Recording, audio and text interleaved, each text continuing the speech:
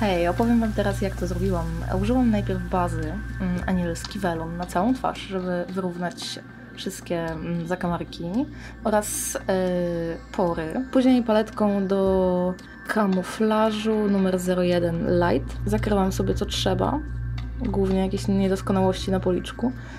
Przyklepałam ładnie gąbeczką, następnie podkład w sztywcie 03 Light oraz mikser do podkładu oliwkowy 05. Zmieszałam ze sobą, żeby uzyskać kolor jak najbardziej zbliżony do koloru mojej skóry. Odkroiłam po prostu od tego sztywtu kawałek i później na paletce zmieszałam te dwa odcienie ze sobą i wklepuję to zwilżoną gąbką, żeby było super. Podkład HD posłużył mi do zagruntowania podkładu, wklepuję go tą samą gąbką. Szybko zmieniam kolor oczu, żeby bardziej pasował. W opisie znajdziecie link do sklepu. Konturówką do ust 08 szkicuję sobie kształt mojego pęknięcia w twarzy, z którego później będą mi wyłazić kamienie. I woskiem do charakteryzacji będę teraz budować formę, jakiej potrzebuję, co jakiś czas utrwalając ją płynnym lateksem na punktach stycznych z moją skórą. Suszyłam to też za każdym razem suszarką. Był najbardziej żmudny proces, jeżeli chodzi o ten makijaż, więc wam to przyspieszę. Wiecie co, jak tylko usłyszałam, co jest tematem pierwszego zadania, to wiedziałam, że zrobię coś z minerałami, bo uwielbiam minerały. To są niesamowite twory matki natury, więc moja bogini natury musiała być koniecznie z nich złożona. Ona jest wypełniona tymi kamieniami. Taki był zamysł. Czymś iście wspaniałym są chusteczki Nyxa Big Gun, które bardzo pomogły mi podczas tego całego procesu. Co jakiś czas po prostu przecierałam sobie nimi ręce, żeby pozbyć się lepkiego wosku. Aha, fajnie, że nie nadążam. No widzieliście, była baza glitter, słynna już baza podcienia, a potem przecudowny cień Primal w kolorze czarnym, który tak naprawdę nie potrzebuje w ogóle bazy z kredki czarnej. On jest tak napigmentowany, że byłam w szoku. No nigdy nie miałam takiego cienia.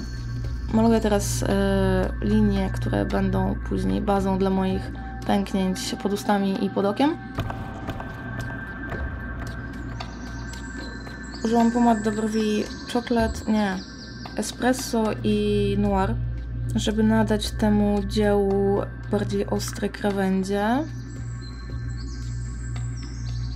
Po czym zmieszałam farbę zieloną z złotą, srebrną i białą, żeby uzyskać kolor, jaki potrzebuję, i wtłoczyłam go w moje pęknięcia.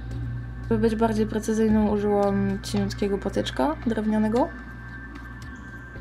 po czym roztarłam palcem, na którym miałam trochę kamuflażu, krawędzie tej piekielnej czerni. Całą twarz pokrywałam mieszanką podkładów, którą stworzyłam na początku, używając do tego pędzelka numer 07 i utrwalam pudrem HD z pomocą pędzelka 02. Wypełniam swoje woskowe pęknięcie tymi samymi farbami co poprzednio i zabieram się za doklejanie kamieni. Wybrałam fluoryt, bo to jeden z moich ulubionych kamieni. Używam do tego celu płynnego lateksu i odrobiny waty, żeby mi się to wszystko pięknie trzymało. I za każdym razem, jak doklejałam kamień, suszyłam to miejsce suszarką, żeby nie musieć długo czekać. Trwało to lata. Tutaj widzicie zaledwie wycinek tego procesu, ale uznałam, że nie ma sensu tego pokazywać w całości, bo to dosyć powtarzalna i monotonna czynność. Użyłam tylko zielonkawych odcieni fluorytu, ale występują też w fioletowych i niebieskich barwach, co daje razem piękny, tropikalny miks. I teraz szyja i mój klejnocik z Simsów. Wypełniam to oczywiście tą samą farbą. Może to jest trochę nudne, ale no... Ten kolor akurat był mi potrzebny, żeby się dopasować do fluorytów. Poza tym jest to jeden z moich ulubionych kolorów. Białym linerem wzbogacam swoje dzieło. Nadaję trójwymiarowości, trochę to rozjaśniam. Teraz Jumbo Pencil Rocky Mountain Green na środek mojej powieki. Oczywiście tylko lewej. Już prawego oka nie dotykam od tej pory. Dodaję trochę bieli na sam środek. Usta matowa pomadka numer 13 na sam dół i Powyżej położyłam 21, na górną wargę również 21. Na sam czubek najpiękniejszy kolor, jaki widziałam w tym boksie, który do nas przyszedł. Numer 09, taki piękny, chłodny szmaragd. No cudo, cudo, cudo. Dodaję jeszcze troszeczkę bieli i koniec. Mój rogaty kołnierz powstał z folii aluminiowej i z całej tony gazet, które przyklejałam do tejże folii klejem do drewna Wicol. Trwało to pół dnia. Poczekałam przez noc, aż klej wyschnie, przez co całość stała się piękna i twarda i pomalowałam farbami akrylowymi. Nie chciałam się skupić wyłącznie na kamiennej stronie natury. Rogi powstały po to, żeby dodać zwierzęcego, leśnego tchnienia całej tej kreacji. Na koniec dodałam jeszcze gdzieniegdzie takie małe fluorytowe ukwiały, żeby było ślicznie. Tylko trochę mi smutno, bo byłam chora w jedyny weekend, kiedy mogłam pobiegać po skałach. Ale następnym razem na pewno gdzieś pobiegam.